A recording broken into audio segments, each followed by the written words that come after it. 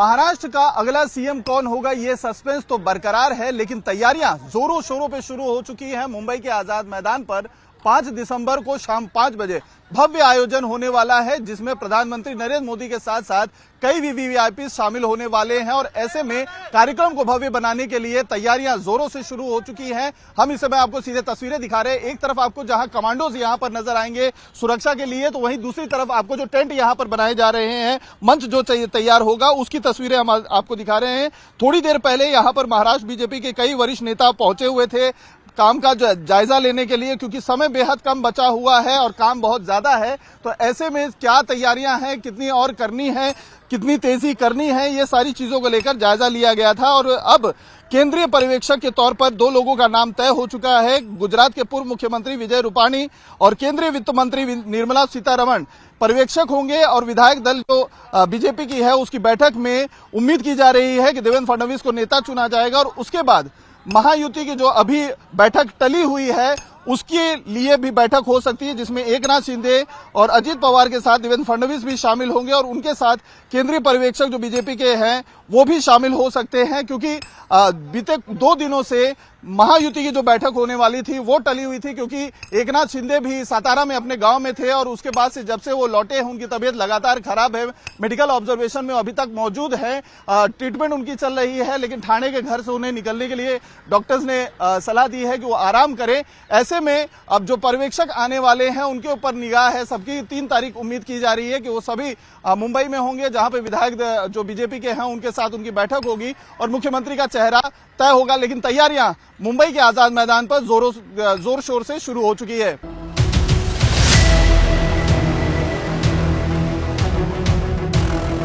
साथ बीजेपी के वरिष्ठ नेता और मंत्री सुधीर मुनगंटीवार जी हैं। सर, शुभ मुहूर्त आ गया, 5 तारीख शाम 5 बजे का, पर्यवेक्षक भी तय हो गए हैं। मीटिंग की रूपरेखा क्या होगी सर, और कब वो आने वाले हैं? पर्यवेक्षक शायद कल रात को आएंगे। 4 तारीख को एक समय पे बैठक सुनिश्चित की जाएगी।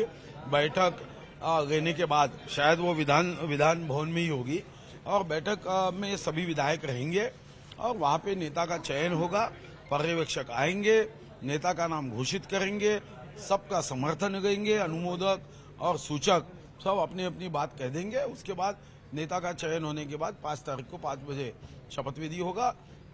बड़े पैमाने में हमने जनता को निमंत्रित किया है, चांदा से बांदा तक की जनता रहेगी, आशीर्वाद हमें देंगी और हम भी उनको आश्वस्त करेंगे, उनको नमन करेंगे, अभिवादन करेंगे और जनता को ये विश्वास देंगे, जय भवानी जय शिवाजी कहते हुए, कि छत्रपति शिवाजी महाराज के संकल्प के महाराष्ट्र को आगे बढ़ाने का काम ये सब शिव भक्त करेंगे। सर, साधु संतों को भी बुलाया जा रहा है। प्रधानमंत्री तो एक वीवीआईपी है ही है, उनके अलावा और भी वीवीआईपी को बुलाया जा रहा है। बहुत लोग आएंगे, कई राज्यों के मुख्यमंत्री भी उपस्थित होने की संभावना है और संत महंत भी रहेंगे, कई धर्मों के धर्मगुरु भी रहेंगे।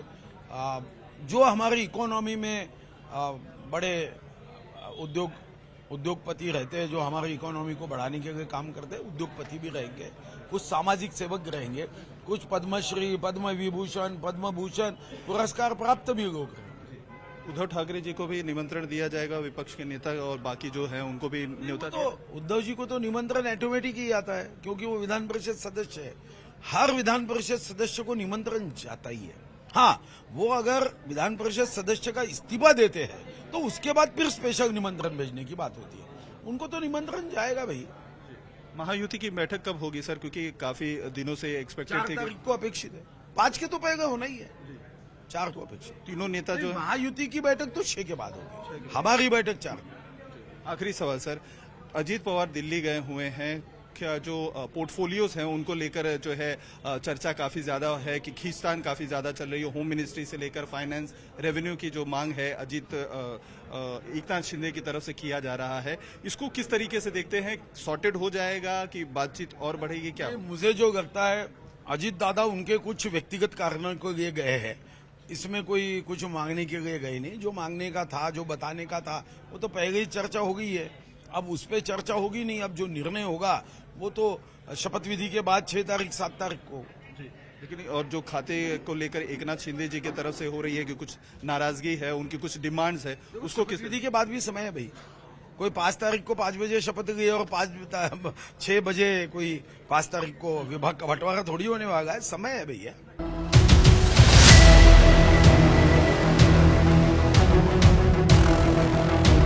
एकनाथ शिंदे जी का बयान आया कि मुख्यमंत्री की जो पद है वो उन्होंने अनकंडीशनल बीजेपी को दे दी है।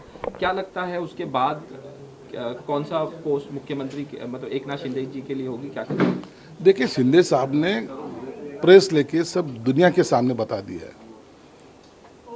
अपनी महायुति की सरकार आई है, बहुत सारी मेजोरिटी आई है, और किसी को अगर लगता होगा कि मैं उसमें रोड़ा हूँ या तो स्पीड ब्रेकर हूँ, तो मैं क्लियर कर देना चाहता हूँ, जो वरिष्ठ नेता निर्णय लेंगे वो हमें एक्सेप्ट है।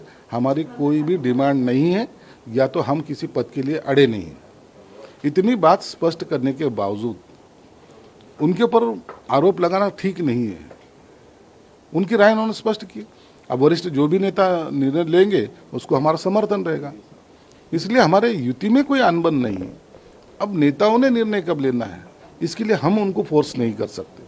उनका आदेश जो भी आएगा वो हमें एक्सेप्ट रहेगा। नेताओं के निर्णय के बाद क्या एकनाथ शिंदे अपना निर्णय लेंगे, कौन सा पद लेना है, क्या लेना है?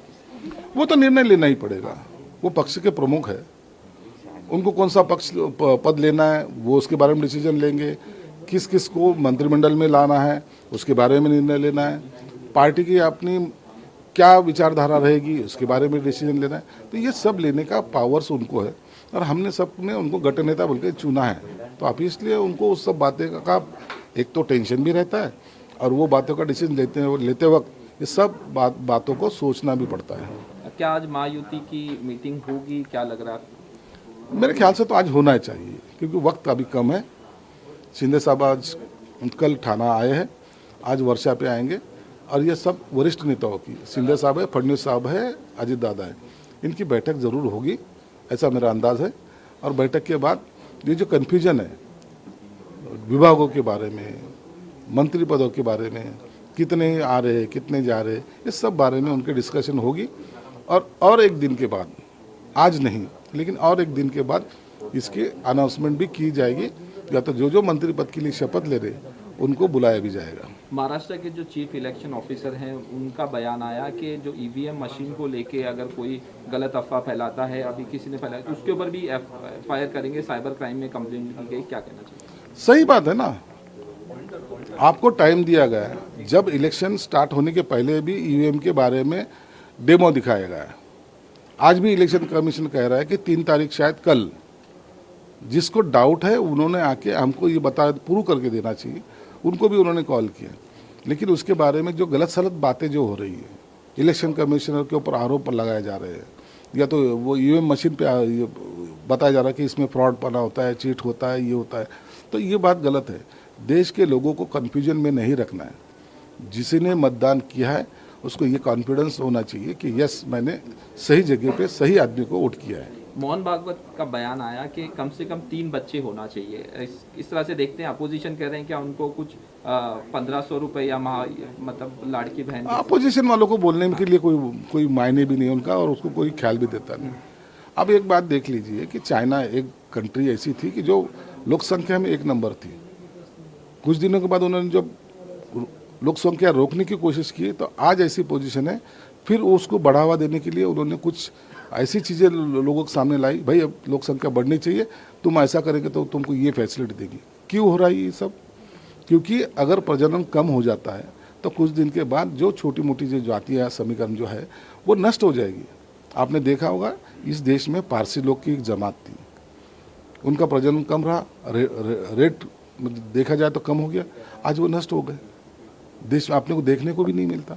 तो ऐसा समाज नष्ट नहीं होना चाहिए, इसलिए उन्होंने सोच समझ के ये राय रखी है, और मुझे लगता है वो कोई गलत नहीं, हमारा उनको समर्थन रहेगा।